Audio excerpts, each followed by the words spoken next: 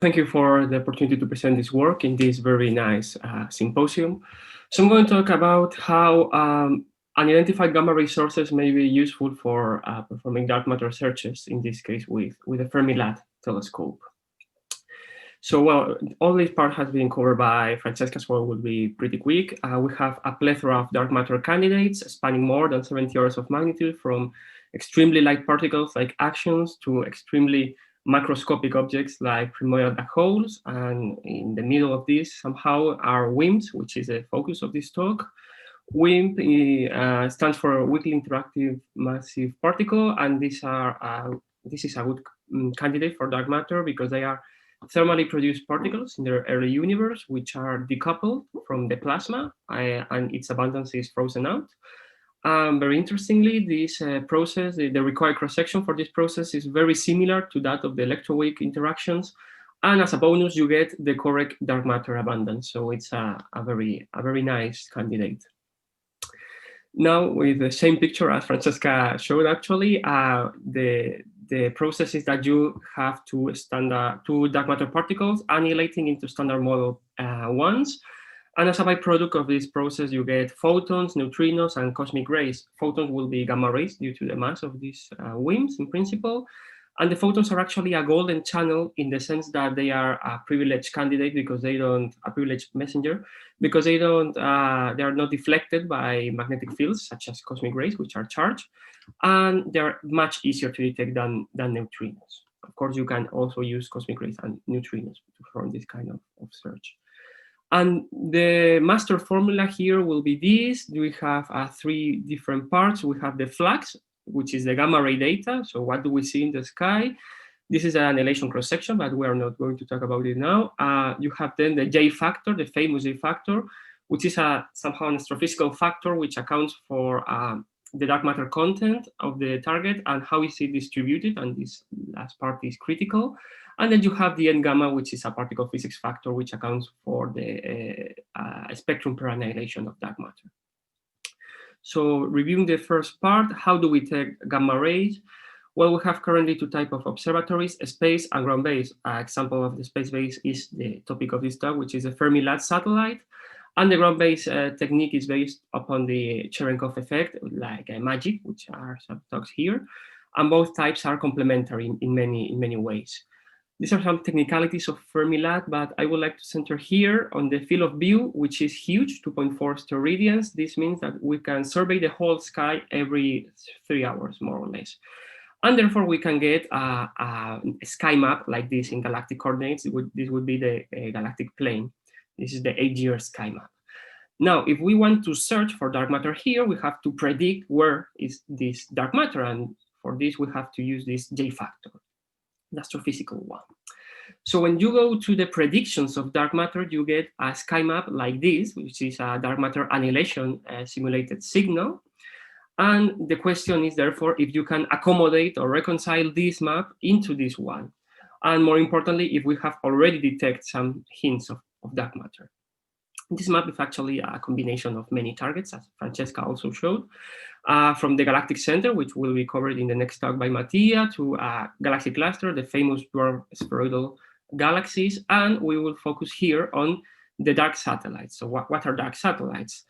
In any dark matter simulation, like this is Aquarius, we have a Milky Way-like halo, and you see that we have lots of substructures, small clumps here of dark matter. And actually, this is not to scale. The baryonic content of our galaxy would be much smaller than the virial radius, which is a large quantity. And therefore, you have here very large subhalos, because there are halos of dark matter within the main halo. And this will host the dwarf spheroidal galaxies, which are well known and detected in other wavelengths. But we can ask what happens with these smaller subhalos, but very close ones. And the point is that below more or less 10 to the 7 solar masses, you cannot retain any baryonic content, and therefore you expect these subhalos to be completely dark. But they can still be good targets for dark matter, as we are going to see now. To take into account these small clumps, these small subhalos, you have to perform a repopulation. What's a repopulation? Well, in any dark matter simulation, you are incomplete. You don't you cannot account naturally for all the subhalo population, and this is due to numerical resolution. Depending on the particle mass, the subhalos in the WIM model are expected to go down to 10 to the minus 12, 10 to the minus 6 solar masses. 10 to the minus 6 solar masses, by the way, is the mass of the Earth as a rule of thumb. And you have here the subhalo mass function, which is the number of subhalo per unit of mass. And this is inversely proportional to the mass, meaning that as you go down and down and down in mass, you are going up and up and up in the number of subhalos. And this at some point has to numerically diverge. And you have a resolution, a numerical resolution. In the case of this Via Lactea 2 simulation, which is a very competitive one, this resolution is set at 5 million solar masses, more or less. So maybe we are losing subhalos below this mass with a very relevant J factor. And we can take into account this by characterizing the original simulation and using some intelligent recipes of lambda CDM and structure formation to generate mock realizations and push actually down this mass resolution limit to 1,000 solar masses, more than 3 orders of magnitude. So very interesting result. And this is summarized in this plot. On the y-axis, you have the J factor, the astrophysical factor. X-axis would be the distance to the Earth in kiloparsec, and the color code traces the mass of the subhalo. And then you will have the original Via Lactea 2 simulation will be just this part above 10 to the 6, 5 times 10 to the 6 solar masses. This will be the original one, and this is our repopulated simulation. Likewise, this would be some of them, at least, visible dwarfs hosting baryonic content and dwarf spheroidal galaxies. But everything here would be dark satellites, would be completely dark, as I explained earlier. And the point is that these dark satellites can be among the brightest subhalos. If you have a J factor here, 30 to the 19, around here, you have many dwarf spheroidals, but you also have completely dark satellites, dark subhalos here, which are competitive. And these low mass subhalos will appear as unidentified sources or UNIDs in the gamma ray sky because, as I said, below 10 to the 7, they do not host any baryonic content, and therefore they are not detected on our wavelengths, such as not like the dwarf spheroidals. And when you go to the sky map of Fermilab here, broken down in classes, you realize that almost 1/3 of the sources, which is almost 1,500, are unidentified. So maybe some of them at least are subhalos. 1,500 is a huge number, but fortunately we can reduce this number by filtering somehow the candidates, and we do this applying some cuts with the expected dark matter emission, where I'm not going into details here, but there are some very powerful filters which can lower the pool of UNIDs considered. And actually this filtering is very efficient. These are different catalogs of the Fermilab collaboration. This is the theory of GL, it's a very famous one. Here you have the original number of candidates, and here the UNIDs, which are in principle compatible still with dark matter. And in case of this catalog, we start with 1,000 UNIDs, and we end up with just 16. So it's extremely efficient. Most of them cannot be dark matter candidates. Now, for a short list, now that we don't have a 1,500, we have just a handful of them, we can perform a dedicated spectral analysis. And as we are using improved statistics with more years of data, we can either favor or disfavor the dark matter hypothesis. We use the FermiPy software for this analysis, and we get something like this for each source. Here would be the source. We are doing the point source-like detection in the region of interest. Then we model this region. This would be the counts, actually photon counts. And we feed the spectral energy distribution, which is what matters to us here. And the spectral energy distribution, of course, is fitted to dark matter, but also to astrophysical parametrizations to compare them. And we work with 3 traditional ones. First, the traditional power law, simply a power law in the logarithmic space. Then a log parabolic model, which would be a power law with some curvature. And finally, a power law with a super exponential cutoff, which is similar to the dark matter spectrum also, and for pulsars.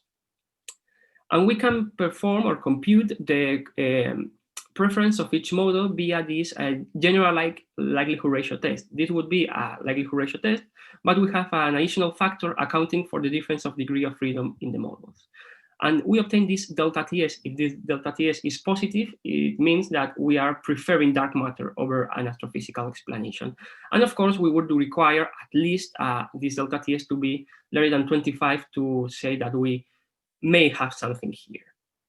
Unfortunately, when we go to our best candidates, thank you, we just have a delta TS order of 10, which is not strong enough, and this is pre-trials also, so the actual significance would be slightly below. But nevertheless, you can see that the spectrum, the dark matter spectrum here for BB bar and here for the CHAMP quarks, follows very nicely the experimental LAT points. So very interesting sources, nevertheless. And as we don't trust the previous candidates, we can just set limits here on the usual sigma v versus the mass, the wind mass per meter space. This is for the BB bar annihilation channel, and here for tau tau. And our work here, our constraints would be the black solid line, which is competitive with both the Planck CMB constraint and the dwarf spheroidals from the LAT collaboration. And these are, I remind you, completely independent constraints. So everything is in the same ballpark here. So it's robust in this sense. And finally, in just 1 minute, we can also perform a spatial analysis, because many works in the last years have claimed that the brightest dark matter subhalo should be spatially extended in principle. We quantify this for the first time here using the same plot, J factor here, but here you have the angular extension integrated up to the scale radius of the subhalo. And the color code, again, is the mass of the subhalo. And these lines here are the point spread function. This means that below here, you cannot distinguish between an actual extended or point-like source. The effect is somehow similar to this picture here, where you have point-like lights, but when you go out of focus, so to speak, you cannot distinguish between a point-like or an extended source. The same is here with the Fermi-LAT. And anyway, you have here very large angular extensions predicted, order of 10 degrees. But when we go to our candidates to search for extension, unfortunately, there are no extended sources. Everything is completely point-like via a likelihood ratio test, and therefore is tricky. But we cannot discard anything as dark matter subhalo, because more work is needed, and we are actually working on it, and we will be hopefully published very soon, to understand the sensitivity of the Fermi-LAT to extended subhalos. And as I'm slightly over time, I will leave the summary and conclusions here. So thank you very much, and I will be very happy to take any questions.